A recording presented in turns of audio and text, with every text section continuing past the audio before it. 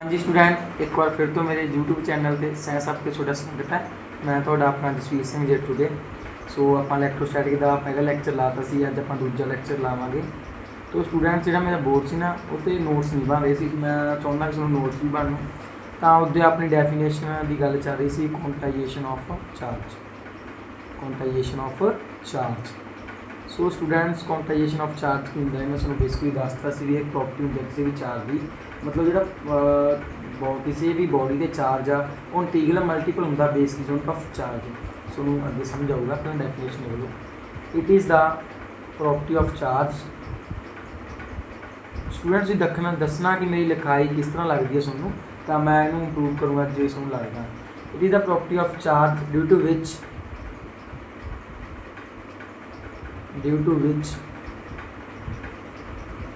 the charge on a body is always integral multiple of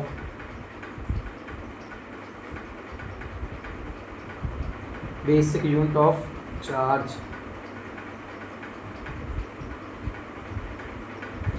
basic unit of charge means 1 electron और 1 proton जिन्ना उत्ते charge होंदा। तो तुसीं लिख सकते हो Q is equal to plus minus N where जिथे क्यू होंदा गा total charge on body, Q is equal to total charge on a body. So N is equal to number of electron, N की value हो सकती है 1 तो लैके 2 3 up to so on infinity तक भी हो सकती है। ई होंदा गा 1.6 मल्टीप्लाई -19 कूलम।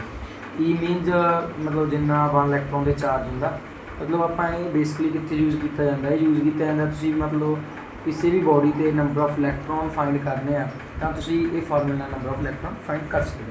स्टूडेंट्स ਇਹਦਾ ਆਪਾਂ 2-3 ਨੁਮੈਰੀਕਲ भी कर लिए सी। ये मतलब पंजाब बोर्ड 2 नंबर से क्वेश्चन पूछ लैंदा, मतलब इंपॉर्टेंट आ पंजाब बोर्ड के पेपर ऑफ व्यू चों, तो तुसीं इहनूं इंपॉर्टेंट मान के चलना। ये मैं नमैरीकल सुनूँ 2-3 कराते सी।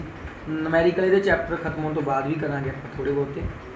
उस तो नैक्सट टॉपिक आ very very very important topic students. Punjab board इसने 2023 नंबर पाए थे 5 मार्च। तो अपना टॉपिक है जो Coulomb law. Students Coulomb's law students very very very important topic आ जोड़ा ये ला गा ना, बहुत ज़्यादा इंपॉर्टेंट है। ये ला आपां फोर्स दो चार्जा विचकार जो फोर्स की गल करता गा, तो मैं तुहानूं समझाउणा किवें गल करदा।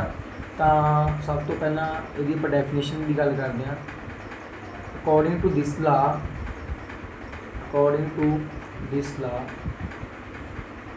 द इलैक्ट्रोस्टैटिक मीन मैं तुहानूं दस्सिआ इलैक्ट्रोस्टैटिक का मतलब होंदा जो चार्ज आप रेस्ट की गल करते हैं इलैक्ट्रोस्टैटिक कहते हैं।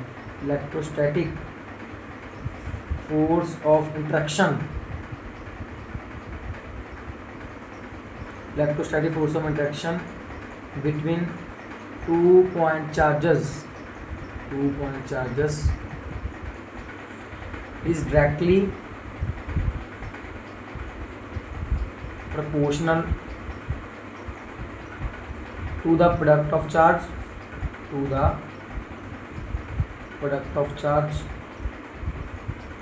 and inversely proportional to the square of distance between them। Students एक बार फिर तो इन्हों पढ़ो तो आपको समझ आ जाएगा। जो मतलब बहुत सौखा लागा, मतलब 5 मार्क भी पंजाब में पा देना सौखे ला। बस स्टेट कर रहे हैं according to this law the electrostatic force of interaction. Student very important word है इंट्रैक्शन की होंदा है। एक तो अट्रैक्शन, एक होंदा रिपेल करना। ये दोनों ही आ जाते हैं, इंट्रैक्शन तो रिपेल, अट्रैक्शन तो रिपेल मतलब खिचा तो धक्का, खिंचना तो धक्कना, वो दोनों वर्डों एक कंबाइन वर्ड कहते हैं interaction. Between 2 point charge directly proportional. तुसीं सपोज कर लो भी 2 पॉइंट चार्जिज आ Q1 तो Q2, आर उन्होंने विचकार का की आ डिस्टेंस, ठीक है। सो अकॉर्डिंग टू डेफिनेशन जी फोर्स हो जूगी Q1 Q2 प्रोडक्ट हो गया दोनों का, इक्वेशन नंबर 1।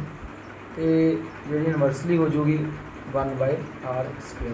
तो तुसीं इत्थे लिखना from equation 1 and 2, from equation 1 and 2 जी अपने को स्टूडेंट्स जी फोर्स हो जाएगी ना, फिर फोर्स अपने को की हो जानी है basically Q1 Q2 upon square. ठीक है स्टूडेंट्स, इतना समझ लग गया। तो तुहानूं पता फिजिक्स का रूल है, रूल ऑफ प्रोपोर्शनैलिटी का। प्रोपोर्शनैलिटी हटा के एनी कॉन्सटेंट लग जाता होंगे, इतने कॉन्सटेंट लगूगा के Q1 Q2 upon R square. इतने तुसीं लिखना where K is equal to electrostatic force constant, electrostatic force constant.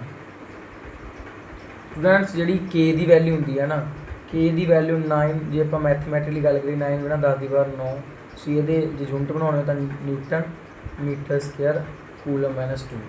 ठीक है, तो ये तो होंगी है मतलब स्टूडेंट्स मैथमैटिकली है, इन्हू तुम डेरीवेशन नहीं लिखोगे, तो तुहानूं याद रखने खातर मैं दसिया न्यूमेरिकल सॉल्व करने खातर। जी के की वैल्यू होंगी वो 1/4 पाई एप्सिलॉन होंगी है इन फ्री स्पेस और वैक्यूम। ये SI सिस्टम का स्टूडेंट्स जी वैल्यू है।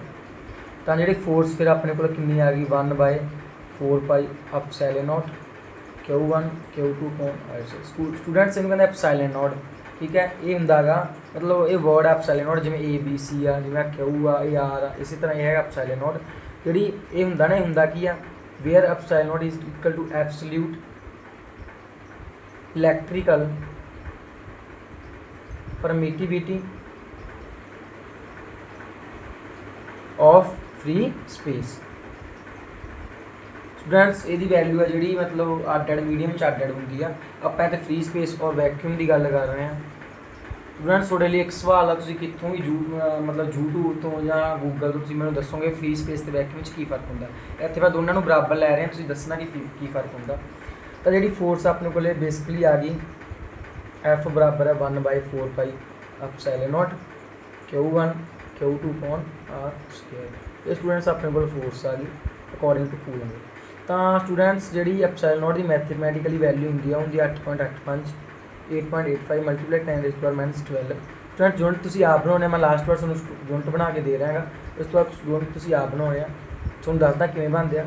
एप्सिलॉन उत्ते वग जूगा, फोर्स थले आ जूगी, तो ये यूनिट बन जाएंगे स्टूडेंट्स चार्ज उपर है ना कूलम स्क्वायर, तो फोर्स नीचे आ गई मीटर मैन स्क्वायर न्यूटन -1, ये परमिटिविटी के यूनिट आ गई। स्टूडेंट्स वेरी इंपोर्टेंट ला गए आप स्टेट किया गा, तो ये न्यूमेरिकल भी आप करा जस्ट आप हम ये लिमिटेशनस कर लीए जोड़िया पेपर च पूछ लेंगे 2 number limitations of Coulomb's. Students ये मतलब किसी भी चीज़ है ना थोड़ा पता है किसी चीज़ के जिन्ने नुकसान आ उस तो वध उसके फायदे भी होंगे, तो ये जिन्ने फायदे उन्ने नुकसान आ। नुकसान नहीं है मतलब ये एप्लीकेबल थोड़े स्मॉल चार्ज मतलब लिमिटेशन है कुछ। पहली लिमिटेशन है it is applicable, students applicable है ओनली पॉइंट चार्जिस। स्टूडेंट्स ये उत्थे एप्लीकेबल जिते चार्ज वेरी पॉइंट हो, मतलब डिस्टेंस बहुत ज़्यादा हो। मान लो तुसी बठिंडे तो दिल्ली जाना, मतलब दिल्ली तो बठिंडा बहुत दूर आ, पर जी कार आ वो मुकाबले पॉइंट आ, तो कार तुसी पॉइंट मान सकते। इसी तरह की जो डिस्टेंस आ ज़्यादा होना चाहिए very as the from the charge तो it is applicable only point charges. ठीक है, it is applicable only point charges. दूजे नंबर पे it is applicable only when the charge particle at rest. ये उदों एप्लीकेबल है स्टूडेंट जो जो चार्ज पार्टिकल है और रेस्ट होंगे। तीजा जो डिस्टेंस आ पॉइंट विचकार the distance between point charges must be greater than की तो होना चाहिए 10 की पावर -15 मीटर। जो डिस्टेंस आ वो अपना मतलब 2 पॉइंटा विचकार जो डिस्टेंस आ जी आर की वैल्यू आ वो वड्डी होनी चाहिए 10 की पावर -15 मीटर तो, जे तो घट हुई तो एप्लीकेबल नहीं होएगा। ठीक है, चौथा मतलब इंपॉर्टेंट नहीं है, चलो लिख लो, पेपर च लिखने की जरूरत नहीं है, वैसे लिख लो। It is not a universal law, not a universal ला।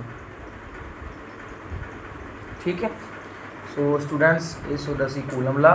तो आ परमिटिविटी थोड़ी जी नवीं टर्म आ, जो परमिटिविटी शब्द आ ना ਇਹਦਾ ਮਤਲਬ ਕੀ ਹੁੰਦਾ, ਪਰਮਿਟਿਵਿਟੀ ਕਹਿੰਦਾ ਪਰਮਿਟ ਕਰਨਾ, ਰੋਕਣਾ ਕਿਸੇ ਵੀ ਚੀਜ਼ ਨੂੰ। ਮਤਲਬ ਮੈਂ ਫੋਰਸ ਲਾ ਰਿਹਾ ਤਾਂ ਓਪੋਜ਼ਿਟ ਬੰਦਾ ਮੇਰੇ ਤੇ ਫੋਰਸ ਲਾ ਰਿਹਾ ਤਾਂ ਪਰਮਿਟ ਕਰ ਰਿਹਾ ਮੇਰੀ ਫੋਰਸ ਨੂੰ, ਰੋਕ ਰਿਹਾ। ਇਸੇ ਤਰ੍ਹਾਂ ਪਰਮਿਟਿਵਿਟੀ ਹੈ ਜਿਹੜੀ ਇਨਵਰਸਲੀ ਪ੍ਰਪੋਰਸ਼ਨ ਹੁੰਦੀ ਆ ਫੋਰਸ ਦੇ।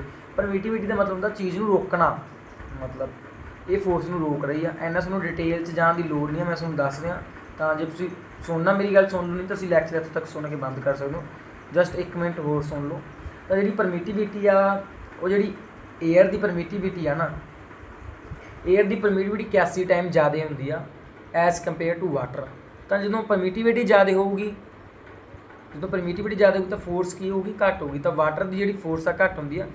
ਜਿਹੜੀ ਵਾਟਰ ਦੀ ਜਿਹੜੀ ਪਰਮਿਟਿਵਿਟੀ ਹੁੰਦੀ ਆ ਨਾ, ਐਪਸਾਈਲਨ ਨੋਟ ਜਾਂ ਐਪਸਾਈਲਨ, ਇਹਨੂੰ ਮੀਡੀਅਮ 'ਚ ਤਾਂ EM ਲਿਖ ਲਓ, ਗ੍ਰੇਟਰ ਹੁੰਦੀ ਆ E ਏਅਰ ਨਾਲੋਂ ਜਾਂ ਫ੍ਰੀ ਸਪੇਸ ਨਾਲੋਂ। 81 ਟਾਈਮ ਜ਼ਿਆਦਾ ਹੁੰਦੀ ਆ, ਮਤਲਬ 81 time of air is equal to water. ਜਦੋਂ ਪਰਮਿਟਿਵਿਟੀ ਜ਼ਿਆਦਾ ਹੋਊਗੀ ਤਾਂ ਫੋਰਸ ਘੱਟ ਹੋਊਗੀ, ਫੋਰਸ 81 ਟਾਈਮ ਘੱਟ ਹੁੰਦੀ ਹੈ ਸਟੂਡੈਂਟਸ। ਤਾਂ ਆਸ ਕਰਦਾ ਕਿ ਤੁਹਾਨੂੰ ਸਮਝ ਆਊਗਾ।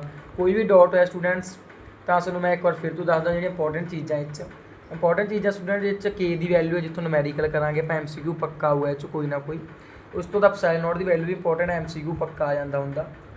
ਅਤੇ ਉਸ ਤੋਂ ਬਾਅਦ ਆ ਜਿਹੜਾ ਸ਼ਬਦ ਹੈ ਇੰਟਰੈਕਸ਼ਨ, ਇਹਦਾ ਮਤਲਬ ਹੁੰਦਾ ਹੈਗਾ ਕਿ ਨਾਲੇ ਤਾਂ ਰਿਪੈਲ ਵੀ ਹੋਊਗਾ ਅਤੇ ਨਾਲੇ ਅਟਰੈਕਟ ਵੀ ਹੋਊਗਾ। ਇਹਦਾ ਮਤਲਬ ਇਹ ਹੁੰਦਾ ਸਟੂਡੈਂਟਸ। ਤਾਂ ਇਹਦੇ ਨਿਊਮੈਰੀਕਲ ਆਪਾਂ ਨੈਕਸਟ ਲੈਕਚਰ 'ਚ ਕਰਾਂਗੇ। ਤਾਂ ਤੁਸੀਂ ਕਿਹੜੇ ਟੌਪਿਕ ਕਰਨੇ ਆ, ਜੇ CBSE ਵਾਲੇ ਕਰਨੇ ਤਾਂ ਦੱਸੋ ਤੁਹਾਡੇ ਸਿਲੇਬਸ 'ਚ ਕਿਹੜਾ ਟੌਪਿਕ ਹੈਗਾ। ਤਾਂ ਮੈਂ ਤੁਹਾਡੇ ਤੋਂ ਇਜਾਜ਼ਤ ਮੰਗਦਾ, ਜਸਵੀਰ ਸਿੰਘ ਜੱਟੂ ਕੇ, ਤੁਹਾਡਾ ਆਪਣਾ ਧੰਨਵਾਦ।